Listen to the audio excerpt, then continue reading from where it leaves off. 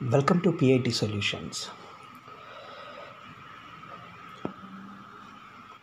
Degree college online admissions application forms ఇప్పుడు running అవుతున్నాయి. ఇవి చాలామంది కూడా సబ్మిట్ చేసేటప్పుడే మాకు ఎర్రర్ వస్తుంది, అది మళ్ళీ ఫామ్ కూడా రీఫ్రెష్ అయిపోయి మళ్ళీ ఉంటుంది, కానీ ఫామ్ మాత్రం సబ్మిట్ అవ్వట్లేదు, ఎస్ఎంఎస్ మాత్రం రీచ్ అవుతుంది అని చాలామంది కూడా నాకు పోస్ట్లో పెట్టారు ఇక్కడ. సో దీనికి సొల్యూషన్ అనేది నేను ఒకసారి చూపిస్తాను. ఇది ఆ సొల్యూషన్ ఒకసారి మీరు చూడండి. దాంట్లో సో బేసిక్గా ఏంటంటే వీళ్ళు ఫామ్ సబ్మిట్ చేసేటప్పుడు ఏంటంటే ఇక్కడ ఆన్లైన్ అప్లికేషన్ ఫామ్ సబ్మిట్ చేసేటప్పుడు బేసిక్గా ఫోటో సిగ్నేచర్ అడుగుతుంది ఇక్కడ వీళ్ళకి.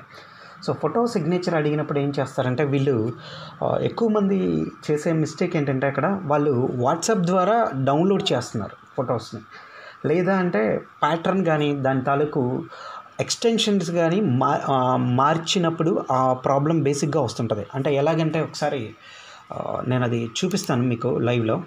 సో బేసిక్గా ఏంటంటే మీరు ఏదైనా ఒక వాట్సాపే కానీ ఏదైనా ఫోటోని మీరు ఏం చేస్తారంటే ఒక పాస్పోర్ట్ సైజ్ ఫోటో దాని కింద సిగ్నేచర్ పెట్టి డౌన్లోడ్ చేస్తారు, వాట్సాప్ నుంచి డౌన్లోడ్ చేస్తారనమాట.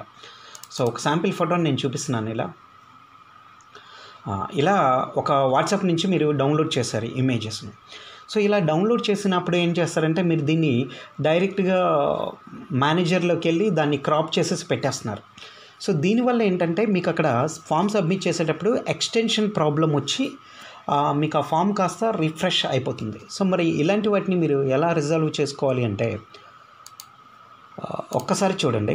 సో ఏదైతే మీరు వాట్సాప్ నుంచి డౌన్లోడ్ చేశారో ఆ డౌన్లోడ్ చేసిన దాన్ని ఏం చేస్తారంటే ఓపెన్ విత్ పెయింట్తో క్లిక్ చేయండి. ఇక్కడ ఓపెన్ విత్ పెయింట్ ద్వారానే ఓపెన్ చేయండి. మైక్రోసాఫ్ట్ ఆఫీస్ పిక్చర్ మేనేజర్ ద్వారా చేయొద్దు, ఓన్లీ పెయింట్ అనమాట. సో జస్ట్ పెయింట్ ద్వారా ఓపెన్ చేసిన తర్వాత చూడండి జాగ్రత్తగా. పెయింట్ ద్వారా ఓపెన్ చేసిన తర్వాత మినిమైజ్ చేసుకోండి, దీంట్లో కట్ చేయండి.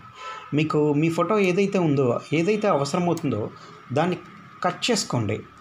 ఒక న్యూ పెయింట్ తీసేసుకోండి, మళ్ళీ న్యూ పెయింట్ తీసుకొని దాంట్లో పేస్ట్ చేసుకొని మీకు ఎంతవరకు కావాలో అంతవరకు సైజ్ తీసుకోండి.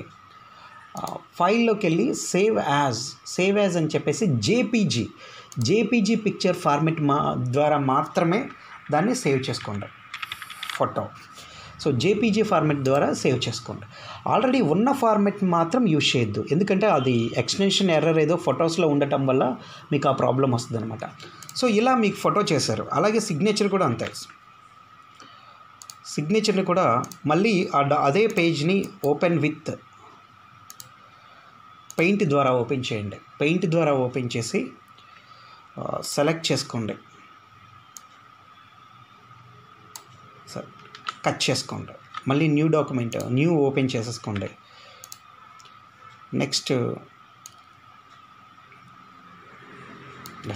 ఇలా సిగ్నేచర్ ఇక్కడ కూడా సేమ్ ఇంతే, సిగ్నేచర్ కూడా సేవ్ యాజ్ అని కొట్టి జేపీజీ ద్వారా సిగ్నేచర్. ఇప్పుడు ఇలా చేసిన ఆ ఫొటోస్ని మీరు అప్లోడ్ చేయండి. మీ అప్లికేషను కంప్లీట్గా సక్సెస్ఫుల్గా అప్డేట్ అయిపోతుంది దీంట్లో.